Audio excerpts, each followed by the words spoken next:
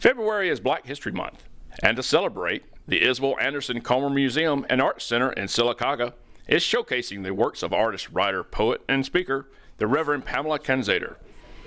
Reverend Canzater said she uses her art to talk about history, spirituality, and her family, who have very strong ties in Calhoun County. Well, for one thing, I wanted to continue to tell the story about my family, because my family, especially on my mother's side, is pretty much from Calhoun County, and especially White Plains and Jacksonville. In fact, I have cousins and at least one aunt, might even have a couple more that I don't know of, that still live in Jacksonville. And I spent most of the summers of my life in Jacksonville visiting my grandparents and staying with them on East Van Street. That's how far back I'm going.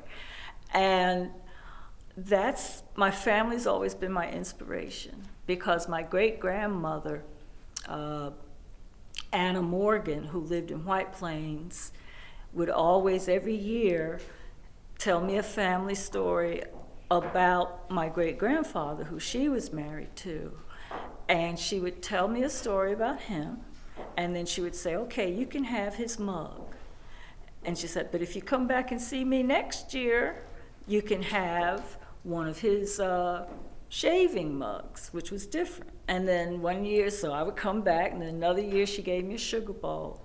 But then the best thing was, the year before she died, she told me stories about us.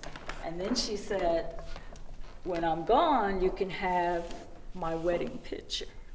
Now, this is just a small copy of her wedding picture. And my Papa Joe, that's her husband, he took her all the way to Birmingham back in the day. They were married in 1980. No, I'm sorry.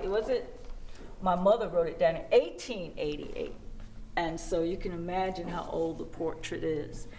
But she let me have it. And so I have passed it on now to one of my nieces, so that she will then pass it on to her two children. And this is my great-grandmother, Pernetta, and her portrait hangs in the library in Anniston, along with the Morgan family file. And it tells a story not just of my grandparents or my mother, who, of course, grew up in White Plains and Jacksonville, but it tells the story of all the Morgans that I'm related to, and there's quite a number of us, and Morrises, because my mom was a Morris. And my grandfather, Robert Flemiel, he grew up in Hobson City, so every once in a while, my mother will say, let's go just drive through and see how Hobson City's doing. So we do. And I just want to keep all of that going. The knowledge of where we came from is so important, because we got to carry that, and that's what this piece is indicating. You carry that, the past, into the future. And you see that's why that's an arrow going into the future. So that's what I hope people will see. The other thing you'll notice about my work is I'm very drawn to creating on wood, the surface of wood. And that's why my first piece that I did that had a biblical theme about wood was this piece. It's called And God Stepped Out on Space.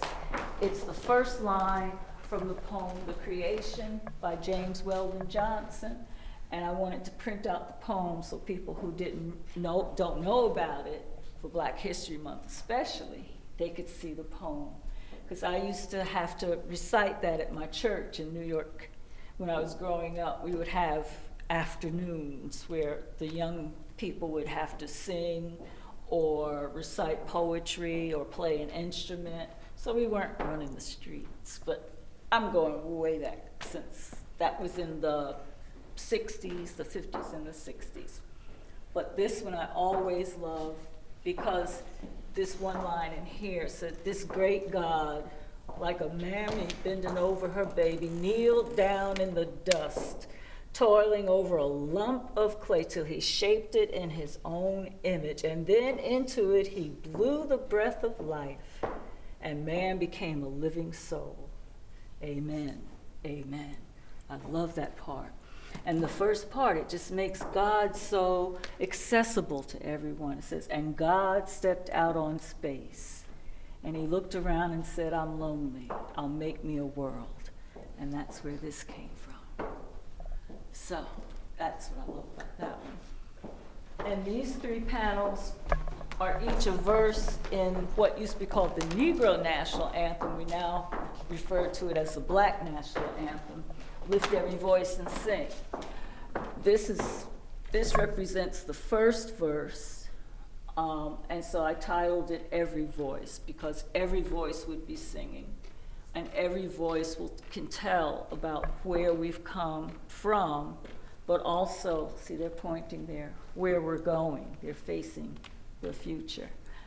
And when I bought this piece of wood, I looked at it in the lumber store. They love me there. And I saw just the mouth. And I said, let me take that back to my studio. And I'm so grateful. I have to mention my home church of Pilgrim Church, United Church of Christ in Birmingham. And our pastor is the Reverend Paul Ekmuth Tucker. But they gave me the permission, the congregation, to use one of our Sunday school rooms as my studio, and that's where most of this work is done. Because, I mean, who has space to create things that are 4 feet by 4 feet? Not many folks. And I also, from that, started an arts ministry, and I get to work with our kids every Sunday morning, and also any adults that want to contact me. We can set up a time where we would meet. Back to this verse. This is the second verse, which has the line, when hope unborn had died. And for that one, I wanted it to represent almost a nightmare, like the nightmare of slavery and the nightmare of dealing with racism and the nightmare of what do you tell your children about being a good human being, period, when others are saying, oh, don't associate with that person, don't associate with this person. Why can't we all simply look at the humanness in each of us? Because regardless of what others may say, we all are human, and we all have individual dignity. When that is lost, that's when your hope dies. But then in the third verse, we have shadow beneath thy hand. And my faith tells me that God allows us to be shadowed beneath that hand, that glorious hand that has no form, no shape, but it's pure energy and love and forgiveness and peace and everything that we still can't even fathom or imagine, because God is more than we can ever hope to be. But as I was doing this piece, I started seeing people in it, and so I brought those out of the grain, because that's what I wanted to do. I hope it works for everybody, or at least somebody. How long will the exhibit be here at the Comer Museum here? It's here for the entire month of February for Black History Month, and we're hoping a lot of people will come and look at not just my history, but our shared history, because I even have in one of my pieces a part of the Alabama voting tests that my parents had to take so they could vote in 1951. I thought that that's an important part of my history, and it's an important part of everybody's history. It's American history. We shouldn't separate it out. But I have that in there, including some questions that make no sense whatsoever, because I wanted to point out that no one was supposed to pass the voting test. It was meant for everybody who took it to fail, so that then, well, you know the rest. But thank God we don't have to take that test anymore. That's one good thing. The exhibit can be seen throughout the month of February at the Comer Museum and Art Center, with a reception on February 15th from 6:30 to 8:30 p.m. to meet and greet with the Reverend Pamela Canzater. Reporting from Sylacauga, I'm Eric Freeman.